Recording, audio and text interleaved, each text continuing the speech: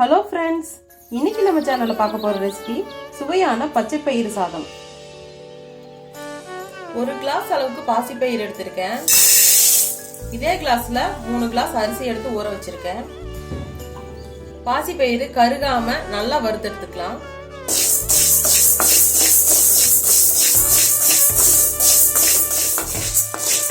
பருப்பு நல்லா வறுபட்டுருச்சு, கலர் மாறிடுச்சு. இது ஆறட்டும். இந்த சாதத்துக்கு ஒரு பவுடர் ரெடி பண்ணணும். ஒரு துண்டு பட்டை, ஒரு கிராம்பு, அரை ஸ்பூன் சோம்பு, ஒரு ஸ்பூன் சீரகம், ஒரு 1/4 ஸ்பூன் மிளகு எடுத்து வச்சிருக்கேன். இது நைஸா பவுடர் பண்ணி வச்சுக்கலாம். மிளகு, சீரகம், பட்டை, கிராம்பு எல்லாம் பொடி பண்ணியாச்சு. 6 பல் பூண்டு, 2 துண்டு இஞ்சி எடுத்து வச்சுக்கேன். இதை 1க்கு 2 இடிச்சு எடுத்து வச்சுக்கலாம். இஞ்சி பூண்டு இடிச்சு வச்சாச்சு. இது இருக்கட்டும். இப்ப இந்த பாசிப்பயிறு பாத்தீங்கன்னா ஆறிடுச்சு. இது ஒரு மிக்சி ஜார்ல சேர்த்திக்கலாம். நம்ம நைஸா அரைக்க கூடாது. இதை பருப்பை 2ஆ உடைக்க போறோம். பல்ஸ்ல போட்டு எடுத்துக்கங்க.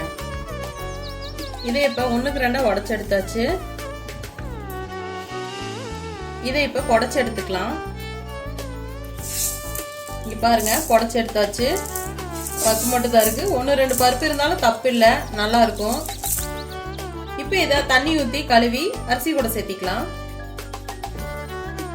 இப்ப சாதம் தாளிச்சுக்கலாம். அதுக்கு ஒரு குக்கர்ல எண்ணெய் ஊத்திக்கங்க. எண்ணெய் காஞ்சதும் கடுகு போட்டுக்கங்க.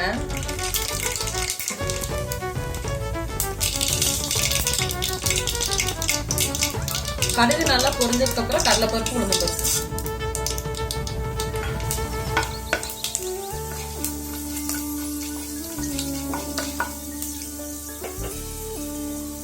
இது கூட 10 சின்ன வெங்காயம், காரத்துக்கு 2 பச்சை மிளகாய், ஒரு கொத்து கருவேப்பிலை.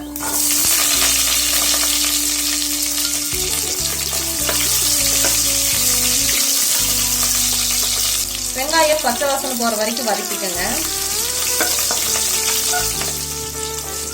வெங்காயம் நல்லா வதங்கிடுச்சு.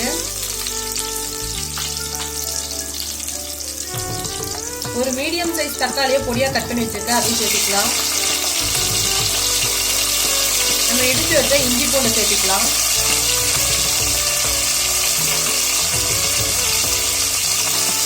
இது கூட இந்த பொடியையும் சேர்த்துக்கலாம்.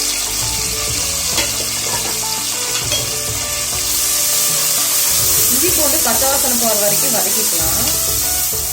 இது வதங்கும் போதே 1/2 ஸ்பூன் மஞ்சள் தூள் சேர்த்திக்கங்க. 1/2 ஸ்பூன் மிளகாய் தூள் சேர்த்திக்கங்க. இந்த சாதத்துக்கு தேவையான அளவு உப்பு சேர்த்திக்கங்க. இது வேகறதுக்கு கொஞ்சமா தண்ணி. இதை நல்லா வதக்கி விடுங்க.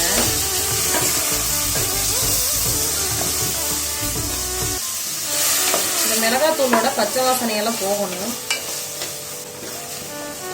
ஆல்ரெடி பச்சை மிளகாய் போட்டிருக்கோம், மிளகு இடிச்சு போட்டிருக்கோம். அதனால மிளகாய் தூள் கொஞ்சம் பார்த்து சேர்த்திக்கோங்க.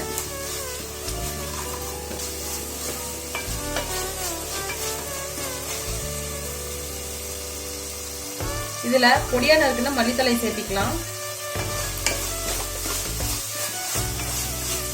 இப்ப மல்லித்தலை சேர்த்தும் போது சாதத்துல மல்லியோட பிளேவர் நல்லா இறங்கும்.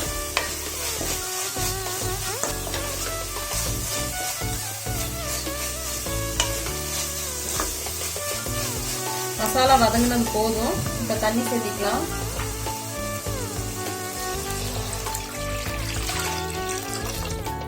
ஒரு டம்ளர் அரிசிக்கு 2 டம்ளர் தண்ணின்னு கணக்குல எடுத்திருக்கேன். 3 டம்ளர் அரிசி எடுத்திருக்கோம். 6 டம்ளர் தண்ணி ஊத்தியாச்சு. பருப்பு 1 டம்ளர் எடுத்திருக்கோம், அதுக்கு 1 டம்ளர் தண்ணி. மொத்தம் 7 டம்ளர் தண்ணி சேர்த்திருக்கேன். இப்ப இது ஒரு கொதி வரட்டும். இப்ப தண்ணி நல்லா கொதிக்க ஆரம்பிச்சிருச்சு. நம்ம இதுல ஊற வச்ச அரிசி பருப்பை சேர்த்திக்கலாம்.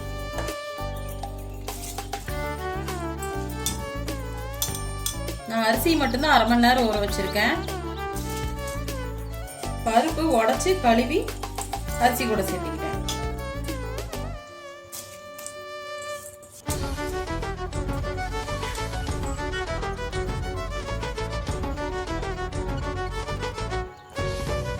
இப்ப அரிசி சேர்த்ததுக்கு அப்புறம் ஒரு கொதி வரட்டும்.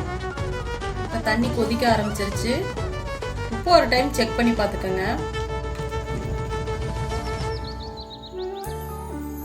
இதுல ஒரு 1/4 மூடி தேங்காயை பொடியா கட் பண்ணி வச்சிருக்கேன். இதை சேர்த்திக்கலாம்.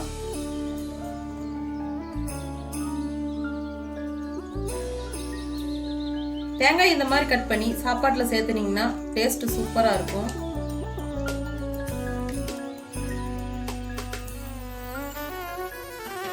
இப்போ குக்கர் மூடி போட்டு 3 விசில் விட்டு எடுத்துக்கலாம்.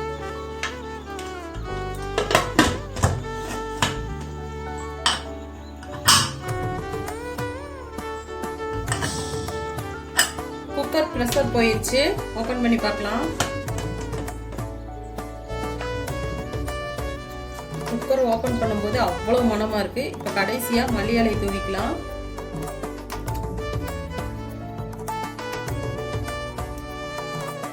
ஒரு ஸ்பூன் நெய் சேர்த்திக்கலாம். நெய் உங்களுக்கு எந்த அளவு வேணுமோ சேர்த்திக்கங்க. மிக்ஸ் பண்ணி விட்டுக்கலாம்.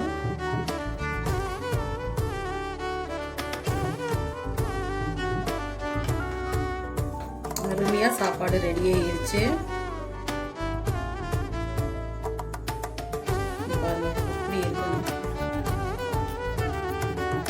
சாப்பாடு உதிரி உதிரியா இருக்குது.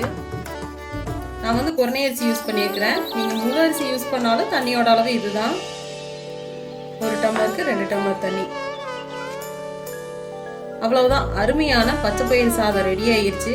நீங்களும் இந்த ரெசிபியை ட்ரை பண்ணி பார்த்துட்டு எப்படி இருக்குன்னு கமெண்ட்ல சொல்லுங்க. உங்களுக்கு இந்த வீடியோ பிடிச்சிருந்தா லைக் பண்ணுங்க, ஷேர் பண்ணுங்க. மறக்காம நம்ம சேனலை சப்ஸ்கிரைப் பண்ணி சப்போர்ட் பண்ணுங்க. தேங்க்ஸ் ஃபார் வாட்சிங்.